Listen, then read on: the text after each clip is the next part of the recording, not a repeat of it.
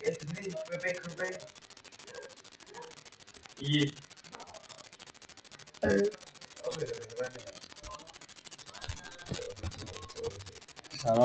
warahmatullahi wabarakatuh.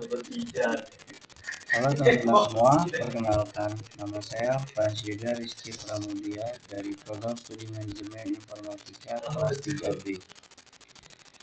Pada kesempatan kali ini, saya akan membahas materi penting dalam dunia jaringan komputer, yaitu teori IP address dan subnetting. Materi ini kita bahas mulai dari dasar supaya jelas. Karena IP address adalah fondasi utama agar perangkat bisa saling berkomunikasi. Tanpa IP address, komputer, laptop, atau handphone kita tidak akan bisa terhubung ke jaringan, apalagi internet. IP address atau Internet Protocol Address bisa kita ibaratkan seperti alamat rumah. Kalau kita ingin mengirim surat, pasti butuh alamat tujuan supaya surat sampai ke rumah yang tepat. Begitu juga dalam jaringan komputer, teman-teman. IP address adalah alamat yang membuat data sampai ke perangkat tujuan yang benar. Saat ini yang paling banyak digunakan adalah IP versi 4 yang panjangnya 32 bit dan dituliskan dalam bentuk 4 angka desimal dipisahkan dengan titik. Contohnya 192.168.1.1. IP address ini dibagi menjadi beberapa kelas. Mari kita bahas satu persatu.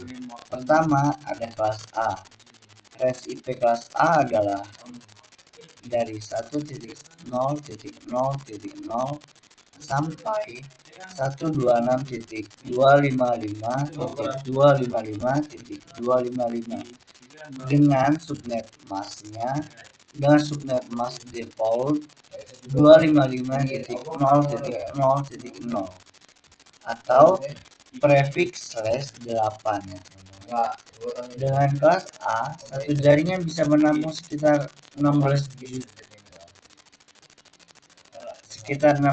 juta host. Jumlah ini sangat besar, sehingga biasanya digunakan untuk jaringan berskala internasional atau organisasi yang punya ribuan bahkan jutaan perangkat.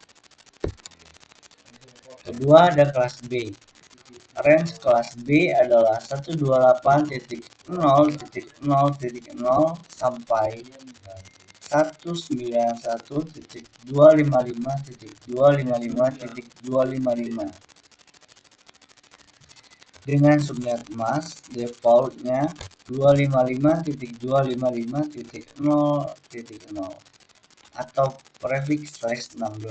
Dalam kelas B, satu jaringan bisa menampung sekitar 65.000 host. Jaringan kelas B sering digunakan oleh kampus besar, rumah sakit, atau perusahaan dengan banyak cabang karena kapasitasnya yang pas, tidak terlalu besar dan tidak terlalu kecil. Ketiga, ada kelas C. Range kelas C adalah 192.0.0.0 sampai 223.255.255 dengan subnet mask defaultnya 255.255.255.0 atau prefix /24. Jumlah host yang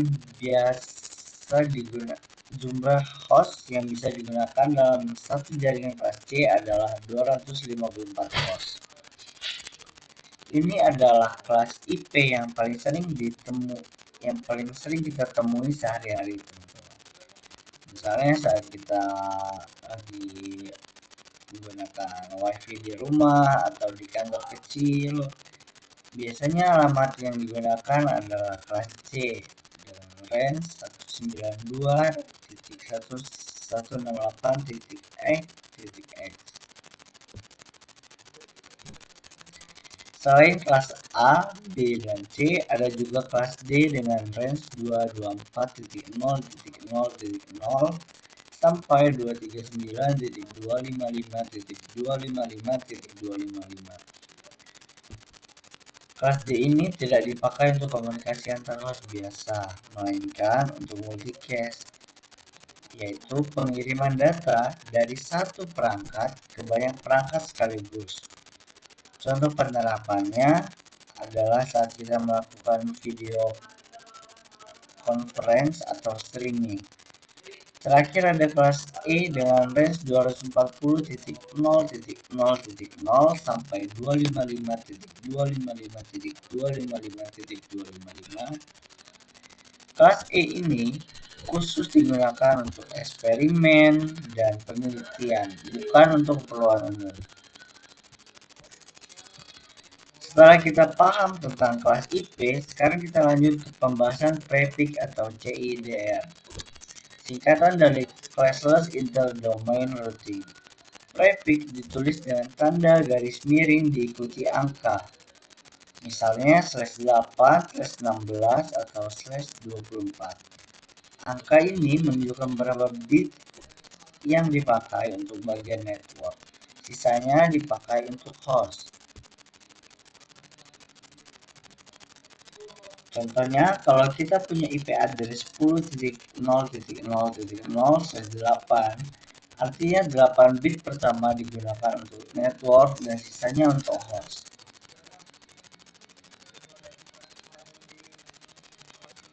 Dengan konfigurasi ini, jumlah host yang bisa ditampung sangat banyak. Kalau kita punya 172.116.0.0/16, artinya 16 bit pertama untuk network, dan kalau kita punya 192.168.1.0/24, maka 24 bit pertama untuk network dan 8 bit terakhir untuk host, sehingga jumlah hostnya menjadi 254. Prefix ini sangat membantu dalam mengatur jaringan. Kalau dulu kita hanya bisa mengikuti pembagian kelas A, B, atau C, sekarang dengan prefix kita bisa menentukan sendiri berapa bit yang digunakan untuk network dan berapa untuk host yang kita perlukan. Jadi lebih fleksibel dan sangat-sangat efisien. Misalnya kalau kita butuh jaringan doang.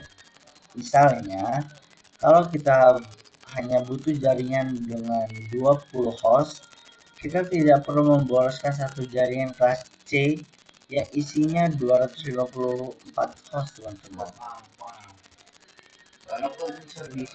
Kita bisa menggunakan prefix /27 yang menyediakan 30 host. Dengan cara ini, kita bisa membagi IP yang besar menjadi jaringan-jaringan kecil sesuai kebutuhan.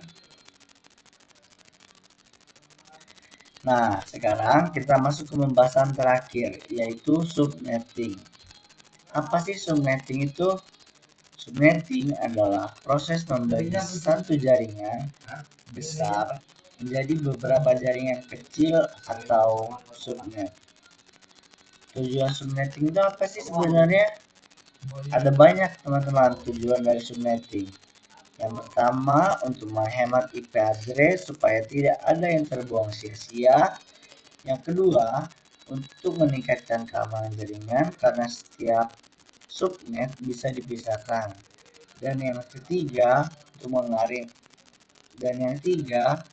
untuk mengurangi beban jaringan agar data tidak menumpuk di satu jalur. Nah, di dalam subnetting kita perlu memahami dua rumus dasar, teman-teman.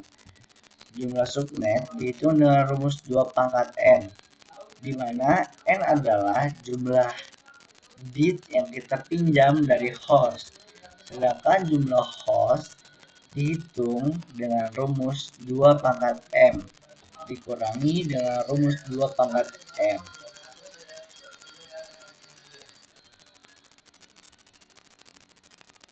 Sedangkan jumlah host dihitung dengan rumus 2 × m dikurangi 2, di mana m adalah jumlah bit host yang tersisa.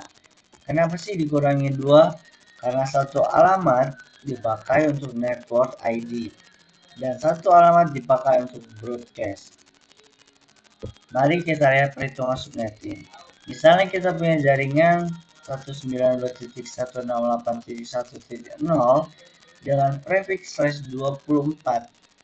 Subnet mask defaultnya adalah 255.255.255.0, yang artinya kita punya 254 host. Sekarang kita ingin membuat subnet yang masing-masing berisi 30 host saja, teman-teman. Kalau kita hitung untuk 30 host, kita butuh minimal 5 bit. Karena apa? Karena 2 pangkat 5 sama dengan 32.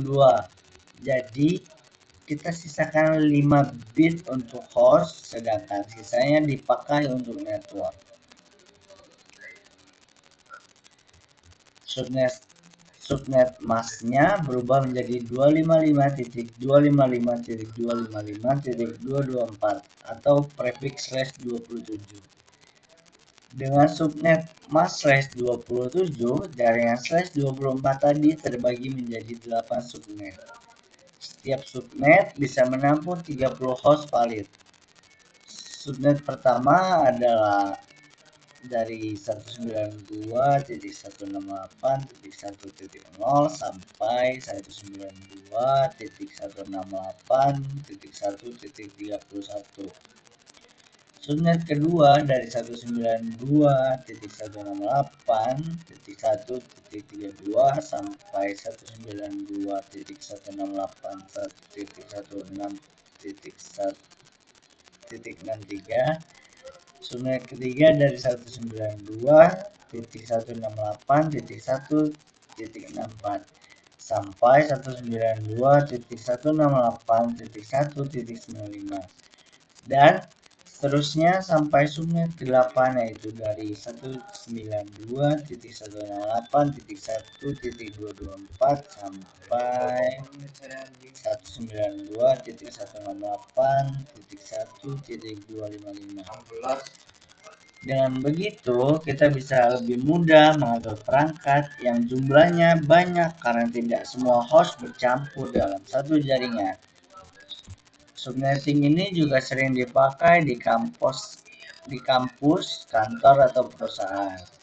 Misalnya di sebuah kampus ada jaringan khusus untuk laboratorium, ada jaringan khusus untuk dosen, ada jaringan khusus untuk mahasiswa, bahkan ada jaringan khusus untuk tamu. Semua jaringan itu berasal dari satu IP address yang besar. Kemudian dibagi menjadi beberapa subnet sesuai kebutuhan. Jadi, meskipun semuanya terhubung, masing-masing subnet tetap bisa dikelola dan dimainkan secara terpisah.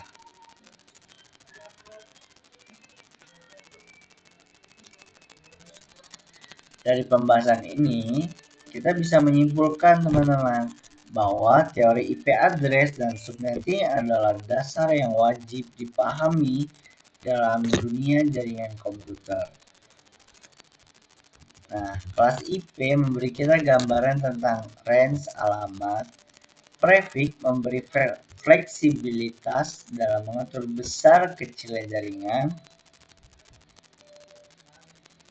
Sedangkan subnetting memberi kemampuan untuk membagi jaringan besar menjadi beberapa jaringan kecil agar lebih efisien, aman, dan terstruktur. Saya rasa cukup sekian penjelasan saya. Sekian penjelasan saya tentang teori IP address dan subnetting. Semoga penjelasan ini bermanfaat dan bisa membantu teman-teman memahami dasar-dasar jaringan.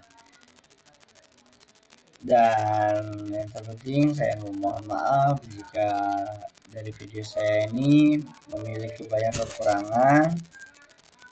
Sekian, terima kasih banyak sudah menyimak penjelasan ini sampai akhir.